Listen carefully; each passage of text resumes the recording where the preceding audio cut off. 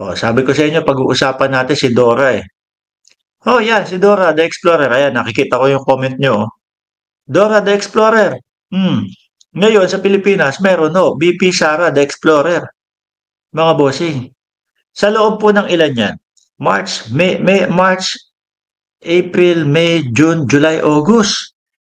No? Dati, paulit-ulit kayo. Bongbong Marcos, puro labas ng bansa, puro gala, ah. Oh, huminto na kayo doon. Hindi na kayo nagko-komento ng mga ganon. Bakit? Eh, tignan nyo, ito yata pinakamadami ho. Oh. Oh, puro gala ho ito. Ang aga mga kampanya. March, April, wala. Oh, baka nasa Pilipinas. No? March, April, May, June, July, August. Biruin nyo ho yan, mga kababayan. Sa loob ng 5 buwan. 1, 2, 3, 4, 5, 6, 7, 8. Walong travel ho, ah. Oh, yung March 12, The Hague, Netherlands. Ilang araw siya diyan. Hindi lang ho araw. Tumagal yata na 1 buwan eh. Kaya yung April kasama na diyan hanggang April 12 or something like that. Ano po ginawa ng Vice Presidente doon? Paulit-ulit lang ho na sumigaw ng bring him home. Kukuha ng silya, tatayo doon sa silya, sisigaw bring him home. Ang meaning daw ho ng ICC is ano? Um, Crimes against humanity. Oh, kanina ho nandiyan kami sa teleradyo. Nandoon po kami ng Big V. 'Di ba? Nabanggit ni Boss Mike Cervera, mga kababayan, na nabanggit ng Vice Presidente na yung isang kutsara ng basmati, katumbas 3 kutsara ng kanin natin. Hindi ho totoo yun. Eh kami, ang kanin namin, basmati. Mga bossing. O, di ba? Kada lalabas yata ng bansa. Kada lalabas ng bansa, kada kung ano-ano yung gagawin, eh, puro pagsisinungaling po pala ang sasabihin, mga kababayan. O, biruin mo yan. Sa loob ng Marso hanggang Abril, kaya pala walang Abril dito kasi nasa labas din ang Vice Presidente. 1 buwan siya doon eh, di ba? Pabalik-balik. Kukuha ng silya, tutungtong din sa silya, sisigaw, bring him home. Meaning ng ICC, Crimes Against Humanity. May 26, Qatar naman ho. May 30, balik ng dahig. O, panibagong ano, bring him home na naman ho, mga bossing. Di ba? Kada bansa na pinupuntahan, bring him home ang sinasabi. No?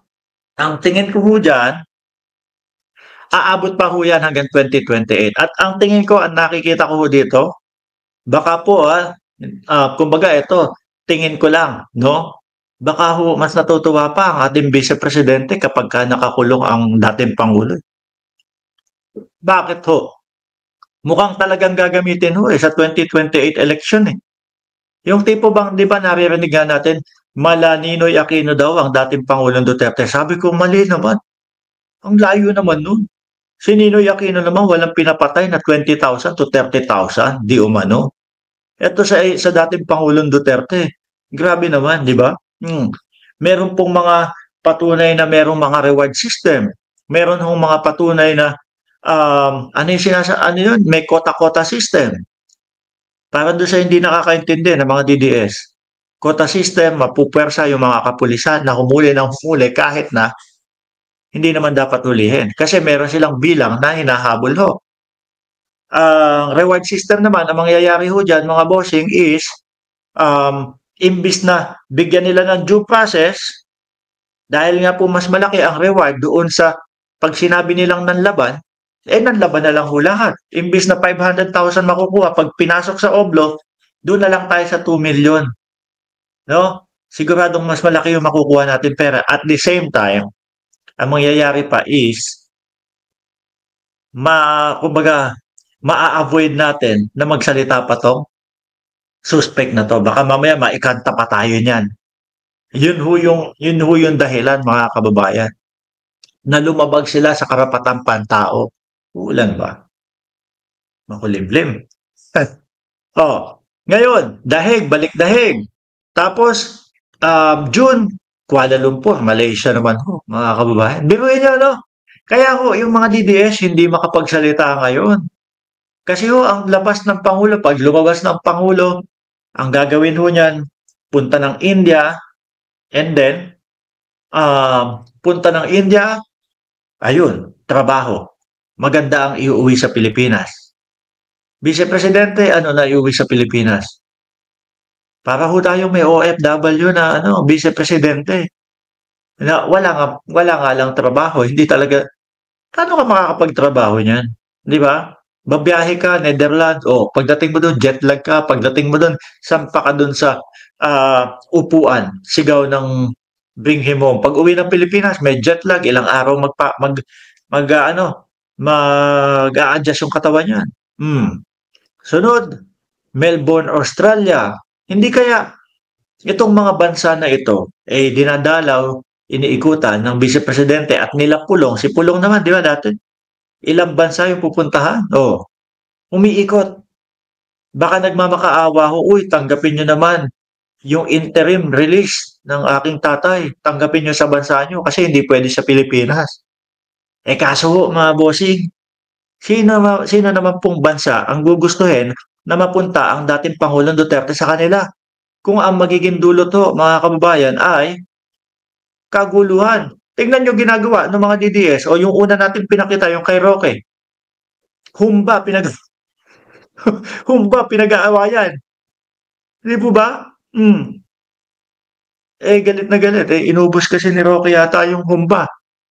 Di ba?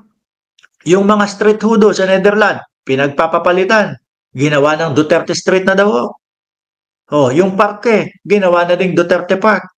Eh kung ako ho, presidente ng isang bansa, aba, saglit lang. Gusto niyo mapunta dito sa akin yan? Tapos ano, papalitan nyo yung mga kalsada namin, papalitan nyo, magiging Duterte Park na yung mga parke namin. Wag na lang. Tapos mag-aaway-away kayo dahil sa pagkain. Wag na lang. Magbibidyo-bidyo kayo. oh, June 22, Melbourne, Australia. July 27, Korea. Grabe. Ano po? Yan ang tunay na the Explorer. Dati, umpisa pa lang ng ating Pangulo. Oo, nasa si Marcos Jr. Puro biyahe, puro travel. Hindi na ho nila masabi kasi si Sara Duterte talaga ang gumagawa. At wala pong kasinungalingan dyan. Ayan po, ngayon naman po, mga bossing, o di ba? Pagkatapos ng South Korea, July, Hague ulit. Ngayong Agosto ho, ngayong araw ho, mga boss, saan naman, Kuwait, na sinabihan pa si Atty. Claire Castro na fake news. Itinanggi yan ng Vice Presidente ho ha. Pero ngayon, nasaan? Nasa Kuwait naman ho. May nakita akong video doon sa Kuwait, no, habang naglalakad ang Vice Presidente, Kuwait yun. May mga puting silya, madaming puting silya sa gilid. Ano po? Tapos ang daming security, nakaganon, yung mga security. Wala naman pong tao. Wala akong tao. Kaya sabi ko, sandali lang. Eh ano yung ginagawa ng mga security? Harang-harang kayo dyan. Wala naman pala tao, puro makasilya lang pala yan. No? Kaya ang ginawa, ang pinapakita nila, yung close-up sa Vice Presidente na video para hindi makita yung mga silya na kulay puti na walang laman at walang tao. Kasi nga ho, paunti na ng paunti at pabagsak na po ng pabagsak ang bilang ng sumusuporta sa kanila. Dahil po yan, mga kasinungalingan, tapos ito, puro travel naman po. Huwag po tayo magtataka kung maikot po ng ating Vice Presidente ang buong mundo, mga kababayan, dahil dito. Anyway, mga bossing, ako'y magpapaalam na, no? Maraming salamat and God bless sa inyo, no? Ayan, bukas o mamayang gabi, magsa-shoutout ako sa inyo lahat. Okay? Maraming salamat and God bless.